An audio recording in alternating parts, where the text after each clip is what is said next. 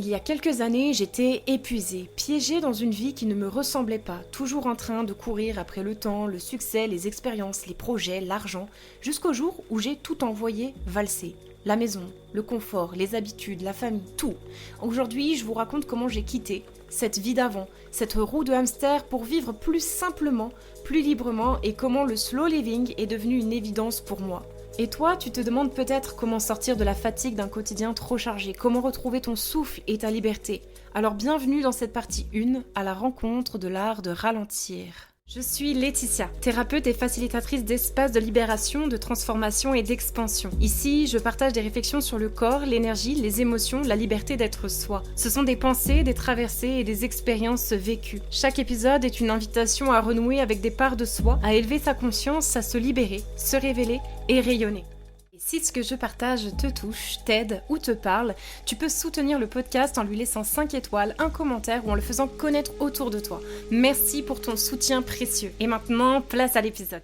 Chers auditeurs, chères auditrices, hello la tribu, j'espère que vous allez très très bien, que je vous retrouve en forme pour cette fin de semaine et que votre semaine s'est bien passée, je l'espère de tout cœur. Aujourd'hui, nous allons explorer ensemble, à travers mes 10 non négociables, qui sont devenus ma philosophie de vie, le slow living, la philosophie, le mode de vie du slow living. Donc c'est vraiment l'art de ralentir dans un monde qui nous pousse à aller toujours plus vite, toujours plus fort, à courir, courir, courir. Donc c'est vraiment une philosophie qui est pour moi à contre-courant du capitalisme et qui est née pour ma part d'une expérience de vie vraiment marquante que je vais vous raconter aujourd'hui. Alors je crois que je vous en ai déjà un petit peu parlé en réalité dans d'autres épisodes, dans les premiers épisodes du podcast, mais aujourd'hui on va retracer cette expérience de vie marquante que j'ai vécue et qui m'a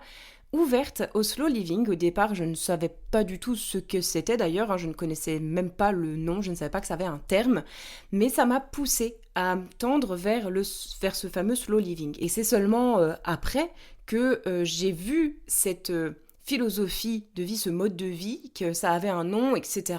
Et du coup, je me suis vraiment rendu compte qu'effectivement, cette expérience de vie m'a vraiment poussée à aller dans ce nouveau mode de vie, qui est vraiment à l'opposé de ce que l'on vit en général dans cette société aujourd'hui, avec vraiment le capitalisme, le matérialisme, vraiment qui nous pousse à toujours consommer plus, toujours faire plus vite aussi, etc. Alors comment est venu à moi le slow living ? Donc ma vie d'avant, elle ressemblait un petit peu à ça, de manière assez générale.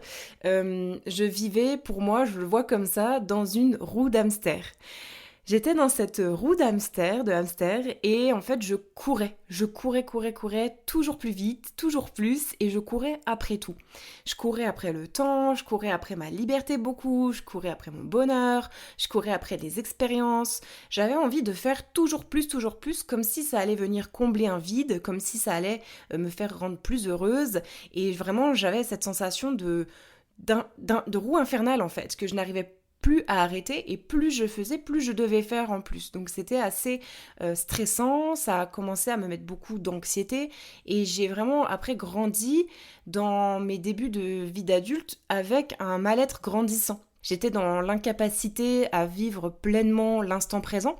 J'étais incapable de me retrouver en famille alors que c'était quelque chose de très important pour moi, ou même avec ma compagne parfois, de vivre un pique-nique ou juste un moment ensemble, et j'étais vraiment tout le temps dans ma tête, j'étais tout le temps dans je ne peux pas profiter, je ne m'autorise pas à profiter parce que je suis déjà en train de penser à ce que je dois faire demain, à ce que je dois faire après. Je regardais l'heure tout le temps aussi. Ça, je me souviens que je regardais tout le temps l'horloge ou mon téléphone. Il fallait que le temps ne passe pas, et du coup, en fait, à force de le regarder, le temps passait encore plus vite. Et je pense que tout ça a été effectivement, je m'en suis rendu compte après, quand j'ai travaillé sur moi, quand je me suis ouverte à la spiritualité, etc., que tout ça était aussi beaucoup dû à des conditionnements intérieurs inconscients, comme par exemple je dois mériter la réussite, donc si je me repose, je réussirai pas, donc je vais pas mériter, je n'ai pas le droit de me reposer, etc., etc. J'avais vraiment, je pense, un canal de l'abondance et qui était bloqué, et que je travaille beaucoup encore aujourd'hui pour ouvrir beaucoup. Mais voilà, c'est pour vous expliquer un petit peu le contexte, d'où c'est parti, et vraiment, je pense que c'est quelque chose que je suis pas, que j'étais pas la seule à ressentir, et que je ne suis, qu'il y a encore des personnes qui sont dans cette roue d'hamster, ce truc infernal, incessant, qui vient fatiguer, qui vient stresser, et qui vient nous ponctionner de la vitalité, et qui nous empêche finalement de vivre une vie pleinement épanouie, pleinement sereine, pleinement alignée aussi. Pour moi, le premier déclic a été la rencontre avec la randonnée. Il faut savoir que j'étais quelqu'un qui n'était pas du tout sportive. J'ai pas eu des parents dans cet exemple-là, ni un entourage dans cet exemple-là. On ne faisait pas de randonnée, etc. Je ne savais même pas que ça existait en fait comme véritablement, on va dire entre guillemets, sport.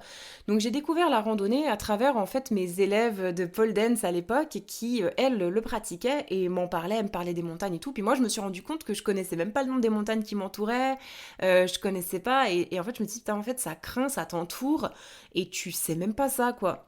Et en fait j'ai commencé à vouloir explorer les montagnes, savoir quel nom elles portaient et je me suis dit la meilleure manière pour moi de d'honorer ça et de pouvoir vraiment apprendre leurs noms, etc., bah, c'était d'aussi aller les gravir. Donc j'ai commencé la randonnée comme ça, tout bêtement. Et ça a été vraiment transformateur, ça a été vraiment un premier gros déclic pour moi dans mon cheminement spirituel aussi, et de retour vers moi-même, vers mon essence, parce que j'ai découvert le contact à nouveau avec la nature.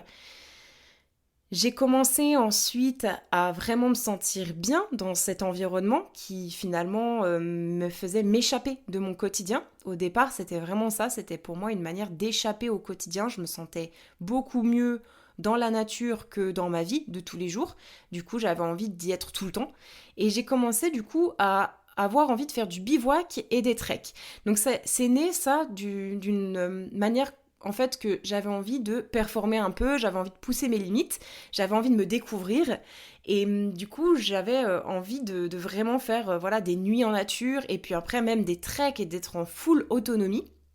Donc je me suis un petit peu lancé ces défis-là et ça a commencé à me poser les questions très puissantes. Alors que finalement, on se dit c'est un peu bête en soi, enfin, c'est juste que c'est la conséquence logique de se mettre au trek et au bivouac, mais j'ai commencé à avoir la nécessité en fait de voyager léger. C'est là qu'a commencé une longue réflexion pour alléger son sac à dos, partir avec le strict nécessaire pour pas s'encombrer, pour pas se surcharger le dos, les épaules, etc. et pouvoir justement marcher tous les jours de nombreux kilomètres et tenir le choc aussi. Et du coup, je ferai une analogie avec la vie de tous les jours, c'est que c'est exactement pareil, c'est qu'en fait, plus on s'encombre d'inutile, plus on se crée finalement de la difficulté et on surcharge le corps plus le mental. Et c'est pareil en randonnée, en bivouac, en trek, c'est qu'on va devoir faire des choix extrêmement judicieux pour pouvoir alléger son sac à dos que l'on porte, qui est littéralement sa maison, sa vie, et pouvoir du coup tenir sur la distance, pouvoir se sentir bien et pas être déglingué comme ça m'est arrivé la première fois au bout de 2 jours et devoir rebrousser chemin et devoir abandonner puisque c'était tout bonnement impossible de continuer, ça a juste flingué mon corps en l'espace de 2 jours seulement. Et je me suis rendu compte de cette première expérience que j'avais pris encore beaucoup trop de choses, qu'il y avait plein de choses que je n'avais même pas utilisées. Et en fait, on se rend compte, là je fais un petit parallèle, mais on se rend compte que souvent on s'encombre de choses par la peur. Pourquoi ? C'est pareil dans la vie de tous les jours. C'est que je vais faire l'analogie avec la rando, je trouve que c'est très parlant. C'est qu'en fait, on va avoir peur, enfin dans mon cas ça a été comme ça, c'est que j'ai eu peur d'avoir froid. Donc j'ai commencé à prendre des gants, des écharpes, des trucs. Et finalement, pas du tout, je m'en suis pas servi. Et puis finalement, je me suis rendu compte que je pouvais me couvrir du froid beaucoup mieux avec tel objet qui couvrait mieux et qui était beaucoup plus léger, etc. Pareil, la peur de manquer d'eau, de nourriture. Ah bah je pars avec 3 bouteilles, alors que non, je vais plutôt en fait comprendre que je vais pouvoir m'adapter sur le chemin et retrouver de l'eau à des endroits, filtrer l'eau, etc. Donc aussi cette capacité d'adaptation, de confiance aussi en ce que l'on va pouvoir trouver débloqué sur le parcours, sur le chemin. Je trouve que c'est une belle analogie avec la vie de tous les jours où on s'encombre beaucoup par peur. Par peur et par ce mental qui est là pour nous faire survivre, pour nous protéger encore une fois, et qui du coup va venir nous poser les questions de et si j'avais froid, et si je manquais de ça, et si je manquais d'argent, comment je vais faire, comment ci, comment là. Donc c'est vrai que c'est une danse, encore une fois, rien que là pour faire son sac de randonnée, entre ce mental qui a peur et qui a des limites basses, parce qu'on est dans un mode de vie qui est très confortable, où on a un extrême accès à l'abondance, au confort, et donc forcément nos limites se sont rabaissées avec le temps, avec les siècles, puisque du coup on va partir en forêt, on va se dire ah bah j'ai besoin d'une lime à ongles, j'ai besoin de mon maquillage, j'ai besoin de ça. Bon, j'exagère un peu, mais je pense qu'il y a des personnes qui vont vraiment même se dire ça, qui vont avoir du mal, et j'en connais qui me disaient ça d'ailleurs, parce que quand je suis partie, j'avais beaucoup de personnes qui étaient choquées,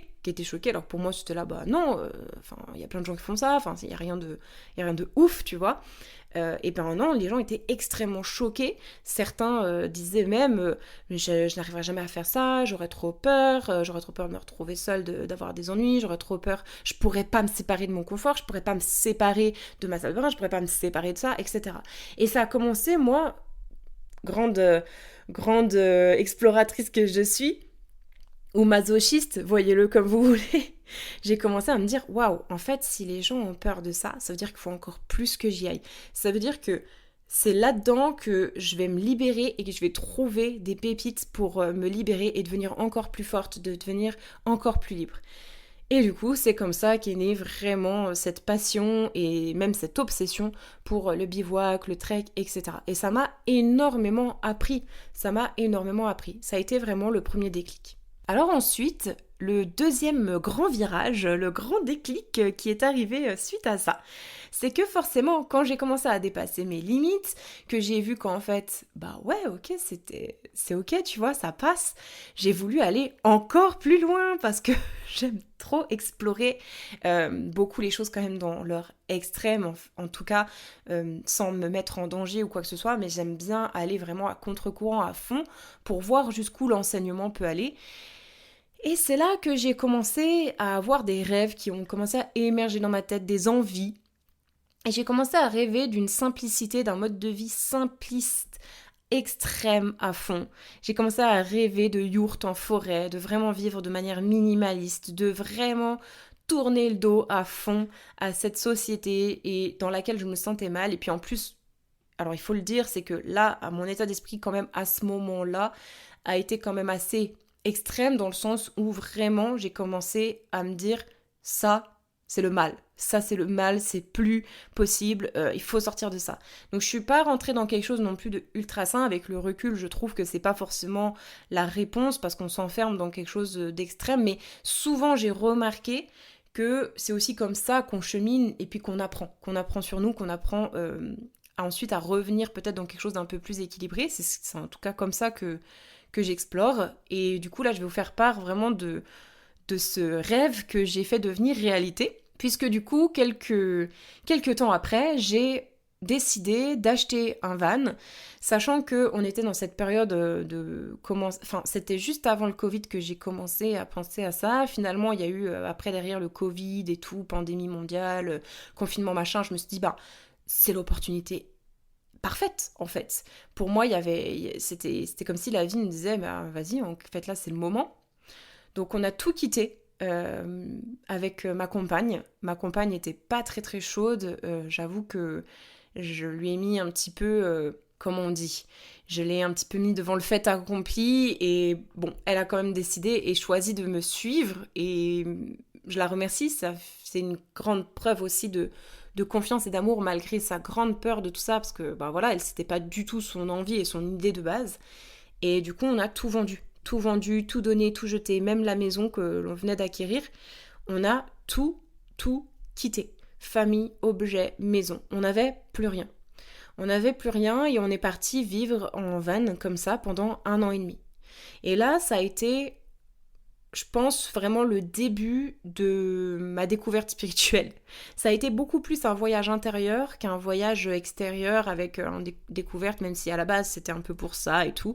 Mais en réalité, ça a apporté tout autre chose. Et avec le recul, je me rends compte comme la vie est bien faite et nous apporte ce dont on a besoin sur le moment.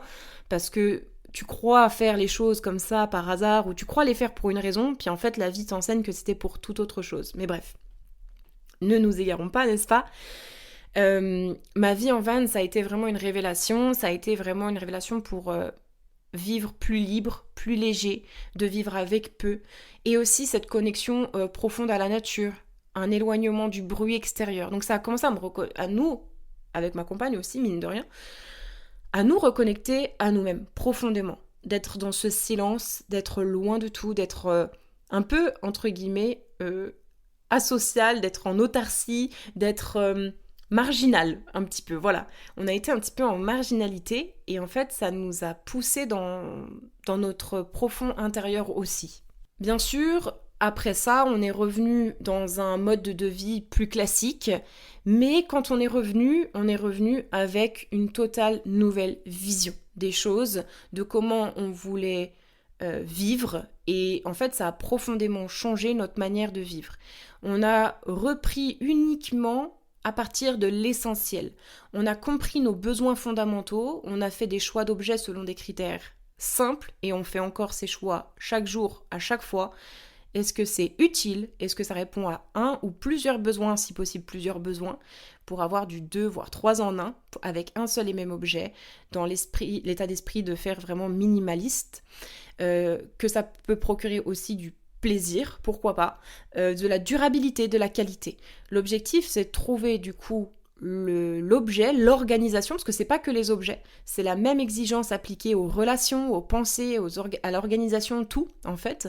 Est-ce que c'est fondamentalement utile pour moi ? Est-ce que ça répond à mes besoins ? Est-ce que c'est durable ? Est-ce que c'est qualitatif ? Est-ce que cette relation est durable ? Pas franchement. Bon, ok. Est-ce qu'elle m'apporte au moins quelque chose ? Est-ce qu'elle comble un besoin ? Est-ce qu'elle apporte du plaisir, quelque chose ? Ou rien de tout ça ? Bah alors dans ce cas-là, cette relation en fait m'encombre plus qu'autre chose. Surtout si en plus elle est énergivore. Enfin, bon, voilà. Là, je prends un exemple qui peut être difficile à analyser, à comprendre avec les relations, mais c'est pareil avec les objets, c'est pareil avec les pensées que l'on va avoir. Est-ce que cette pensée est utile ? Est-ce que la pensée que là j'ai de moi-même répond à un besoin ? Est-ce qu'elle m'apporte du plaisir ? Est-ce qu'elle est durable ? Est-ce qu'elle me permet d'entrer dans une écologie intérieure ? Elle me permet d'avancer ? Non. Bah, cette pensée ne me sert à rien. Donc, on essaye de modifier cette pensée ou de simplement la laisser de côté. Et ben voilà, ça a été vraiment une révolution intérieure de vivre comme ça. Et aujourd'hui, c'est vraiment comme ça que l'on vit le plus possible et ça a vraiment changé les choses. Je dirais même que ça a changé ma vie. Comment ça a changé ma vie ? Tout simplement, j'ai observé des bienfaits ultra concrets sur moi. J'ai commencé à observer que j'avais, au niveau physique, beaucoup moins de stress, de fatigue, j'avais un meilleur sommeil, une meilleure digestion, j'avais plus de temps pour mes activités. Il y a cette relation au temps qui est extrêmement importante, qui est extrêmement drôle aussi, c'est que en fait, quand on croit qu'on ralentit, on pense qu'on va être moins productif et qu'on va perdre du temps. Et en réalité, c'est complètement l'inverse qui s'est produit. Donc j'ai gagné du temps. C'est comme si j'avais l'impression que le temps était beaucoup plus long, j'avais beaucoup plus de temps et que je galérais beaucoup moins à faire toutes les choses que je devais faire finalement pour ma vie. Donc ça c'est un point extrêmement important qui je pense intéressera beaucoup de personnes parce que souvent on a l'impression de manquer de temps. Et quand on a l'impression de manquer de temps, c'est souvent qu'on est dans un mode de vie avec beaucoup de stress, qu'on est en mode survie, qu'on est beaucoup dans le mental, qu'on n'arrive plus à sortir des to-do list, qu'on n'arrive plus à faire ce pas de recul, de revenir au simple, à l'essentiel, de revenir à soi.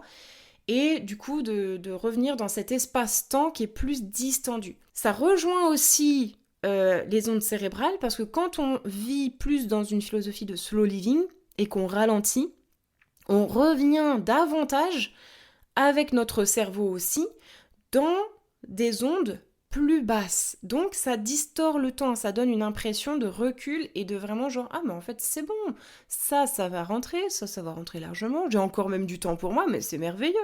Alors que quand on est dans la roue d'hamster, tout va toujours très vite, on est dans des ondes bêta qui accélèrent les choses, on est dans l'analyse tout le temps, on est tout le temps dans la réflexion et on n'est jamais dans l'instant présent. Jamais on est dans ce moment de conscience d'instant présent qui amène aussi cet état d'apaisement, de gratitude, etc. La deuxième chose évidemment que j'ai beaucoup ressenti en vivant comme ça, avec le slow living, de vraiment ralentir et d'avoir plus de conscience sur tout ça, c'est que mes émotions se sont quand même extrêmement apaisées. Beaucoup moins d'anxiété, plus de sérénité. Et aussi, j'ai commencé à avoir des relations plus profondes et attentives aussi. J'ai commencé, moi qui étais quelqu'un où souvent ma mère me disait mais en fait t'es égoïste, ma compagne me disait t'écoutes, j'ai l'impression que tu m'écoutes pas, elle se sentait pas écoutée. Et c'était vrai en un sens, parce qu'en fait, je pouvais pas. Quand on est comme ça, dans cette roue d'hamster, on ne peut pas pleinement être présent, on ne peut pas pleinement être connecté aux personnes. Et en fait, du coup, on n'est pas totalement attentif et sincère. Donc c'est pas forcément volontaire, voilà, faut pas se jeter la pierre non plus, mais le fait de revenir pareil dans cette présence fait que on va être beaucoup plus à l'écoute aussi de nous, mais aussi des autres. Donc ça améliore beaucoup de choses. Et puis mentalement, évidemment, beaucoup moins de surcharge cognitive, beaucoup moins de surcharge dans le mental, beaucoup plus de clarté d'esprit parce qu'on prend du recul, on arrive à s'apaiser et du coup une patience et une présence accrue, c'est ce que je disais avant, c'est que je suis devenue beaucoup plus patiente, moi qui étais tout le temps frustrée, énervée, agacée, parce que j'étais incapable de me connecter à l'instant présent et à profiter. Donc forcément, au bout d'un moment, ton système, il est vénère, quoi. Il est vénère. Et la colère, souvent quand la colère se manifeste, c'est que on a un besoin qui n'est pas répondu. C'est-à-dire qu'on a un besoin qui n'est pas entendu.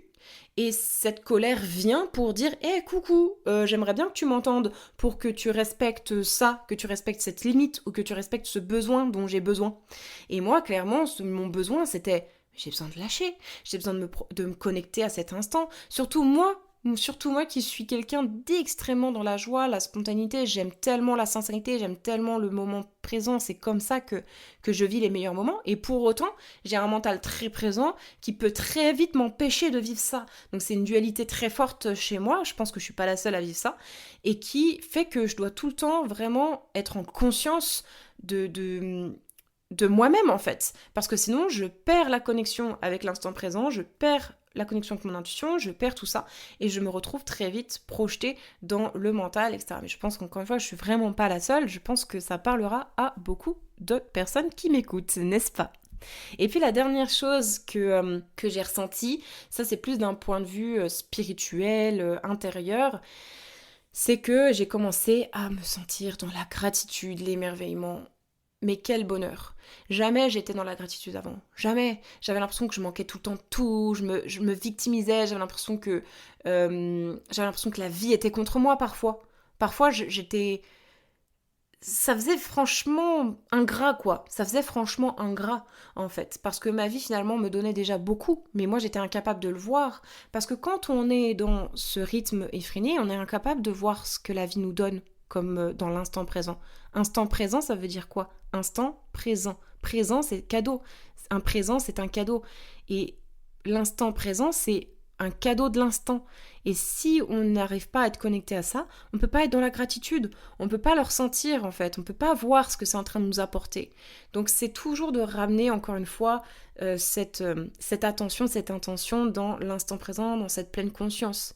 Donc j'ai commencé aussi à ressentir beaucoup plus d'harmonie avec moi-même, avec les autres, avec la nature, donc un sentiment d'unité entre les parts de moi, avec les autres. Ça a commencé à apaiser énormément aussi de conflits intérieurs, mais aussi de conflits que j'avais avec ma mère notamment, ma famille. Ça a commencé à me faire voir les choses différemment et à vraiment m'apaiser. Et puis j'ai commencé aussi à m'aligner avec mes valeurs profondes parce que j'ai commencé à pouvoir les recontacter et pouvoir comprendre qui j'étais réellement. Ça a commencé à apaiser le système qui était en mode survie.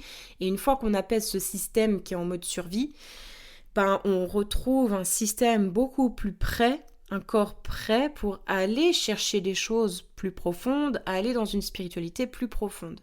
Donc c'est un travail de chaque instant pour le coup, et c'est ça le vrai travail spirituel finalement. Et voilà, vous connaissez maintenant le chemin qui m'a mené du rythme effréné de la roue de hamster à cette vie plus simple, plus libre, plus alignée. Le slow living, il n'a pas juste changé ma manière de vivre, il a transformé ma façon de penser, de ressentir, d'exister.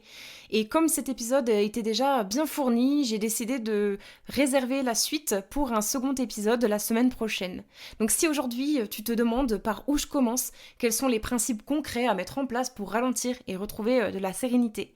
Eh bien, je te donne rendez-vous la semaine prochaine. Je vais partager avec vous la tribu les 10 non négociables pour vivre mieux. Des piliers simples mais puissants pour que vous puissiez intégrer dès maintenant dans votre quotidien le slow living. On se retrouve donc la semaine prochaine et d'ici là, prenez le temps de respirer, de vous recentrer et surtout de savourer chaque instant. Je vous remercie encore 1000 fois pour votre écoute, votre présence ici. N'oubliez pas de partager l'épisode, de mettre un commentaire et de mettre 5 étoiles, ça m'aidera beaucoup. Je vous remercie, je vous embrasse et je vous dis à la semaine prochaine. Ciao la tribu!